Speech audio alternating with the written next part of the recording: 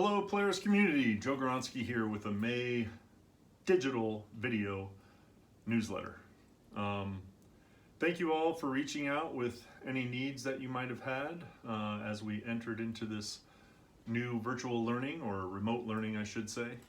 And I just want to say how proud I am of our Polaris community. I think nationwide and pretty common here locally is less than 50% of people participating in online learning, and the reports that I'm getting from our teachers is we have anywhere from 75 to 95% of our students participating in online learning. So thank you parents for supporting us. Thank you teachers for developing online engaging curriculum and getting our kids used to things like Google Classroom before virtual learning even came to be. And thank you students for sticking with us and doing what you can. And for those who could not participate, we understand.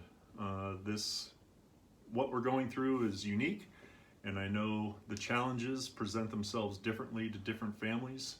And we understand when some of those assignments and some of those things take a back seat because the family or your health or your economics are taking priority.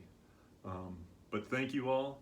Pretty proud of those percentages of participation. Today, along with this video, you'll get an email talking about end of the year laptop, charger, library book, books that you might have borrowed from teachers, the schedule to drop those things off. It's also going to be the same time when you might pick up some personal items. Today, spent a lot of time preparing personal items, bagging things up out of cubbies and lockers.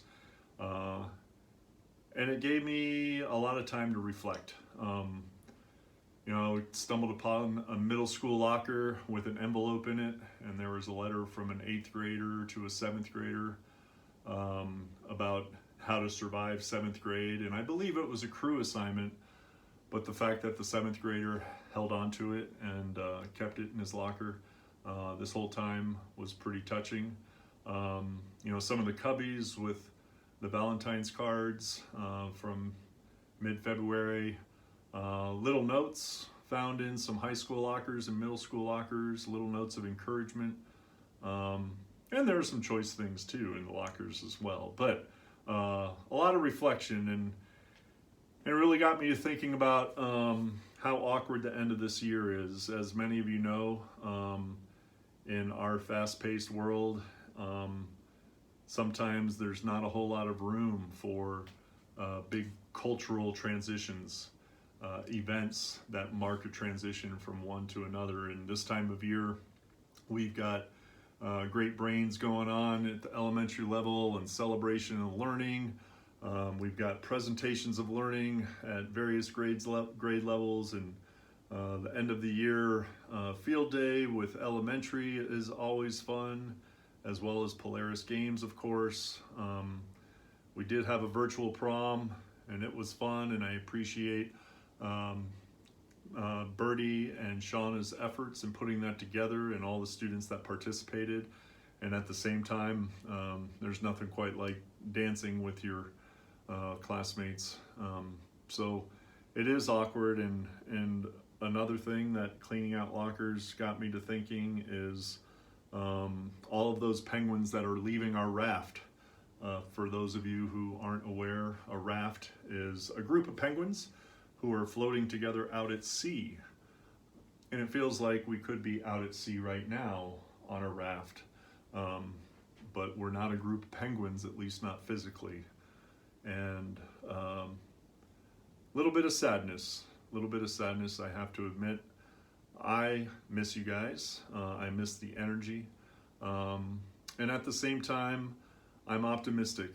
I'm optimistic that what we're all experiencing across the globe will have us reflect and maybe come out of this placing higher value on a balanced lifestyle or more family time, maybe the state of Colorado will rethink its investment in standardized testing.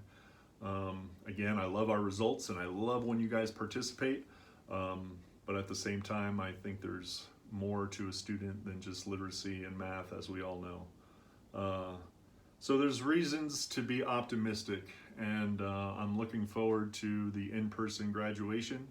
That's going to be happening either July 24th or 25th. We'll find out which day here soon. But in the meantime, we're also putting together a nice video for them.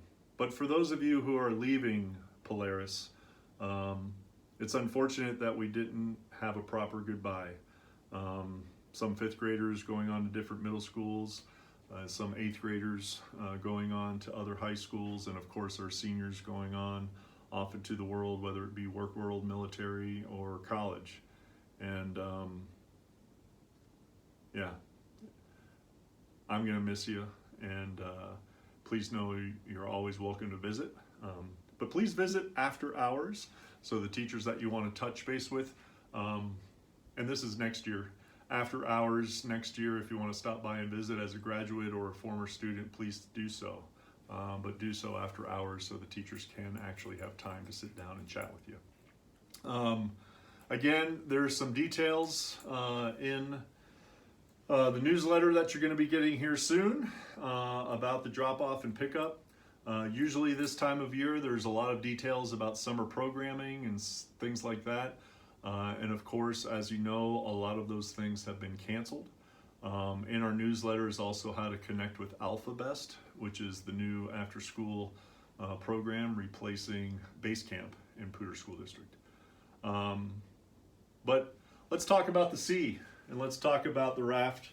And I came across this poem. It struck a chord with me not too long ago. It is a poem called Fear, but please, there's optimism, of course. And it's by Khalil Gibran. I should have looked him up, found out more about the author.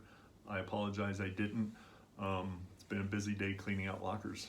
But anyway, without further ado, it is said that before entering the sea, a river trembles with fear.